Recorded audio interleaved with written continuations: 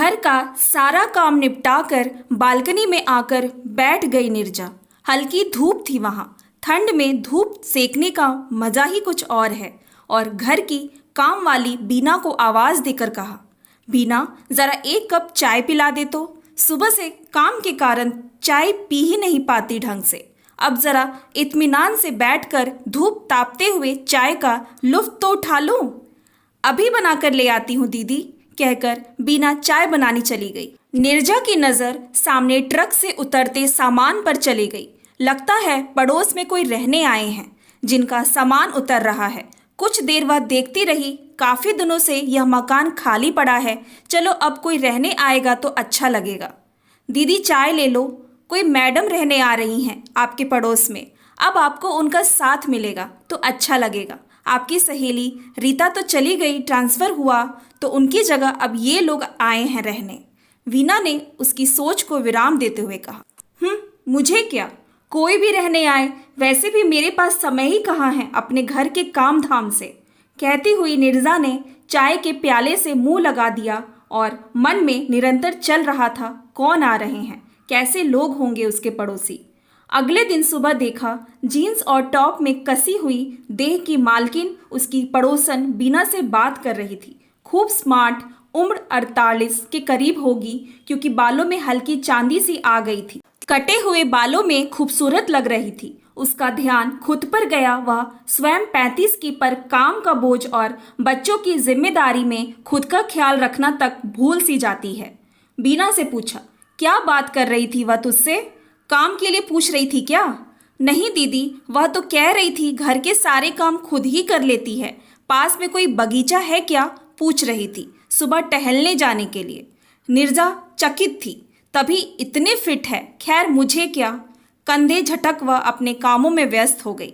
रात को पति दिनेश से बताया पड़ोसन के बारे में तो उन्होंने निर्जा को झिड़कते हुए कहा, देखो उन्हें, और एक तुम हो जो घर में घुसी रहती हो, सीखो ज़रा उनसे कुछ। मुझे क्या, मैं जैसी हूँ ठीक हूँ। मन में पड़ोसन के प्रति कुछ ईर्ष्या की भावना पनपने लगी थी। क्यों, ये वह खुद भी ना जान पा रही थी। उसकी स्मार्टनेस से या और कुछ। बालों में सफ़ेदी आ गई और पहनावा तो देखो उसका, हर चीज़ उम्र के साथ अच्छी लगती है। मन तरह तरह के विचारों से आंदोलित था।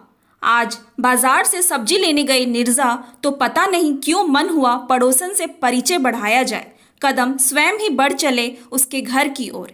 अंदर से आ रही आवाज़ ने उसका मन झकझोर कर रख दिया। किसी बुजुर्ग महिला की आवाज़ थी, बेटी मीरा, तुम्हारी सेवा के कारण आज हम जीवित हैं, वरना मैं और तुम्हारे पापा जी तो कब के ये दुनिया छोड़ देते। राजेश के जाने के दुख ने तो हमें तोड़ कर रख दिया था, तुमने हमारा हौसला बढ़ाया। हमारी इतनी सेवा करती हो, हमारी खुद की बेटी होती तो शायद वह भी नहीं कर पाती इतना जितना तुमने किया है। अचानक पड़ोसन की नज़र उस पर पड़ी और उसने बहुत प्यार से कहा, आप यहीं सामने रहती हैं ना, आइए ना अंदर बैठिए। हल्की मुस्कान चेहरे पर लाते हुए उन्होंने कहा।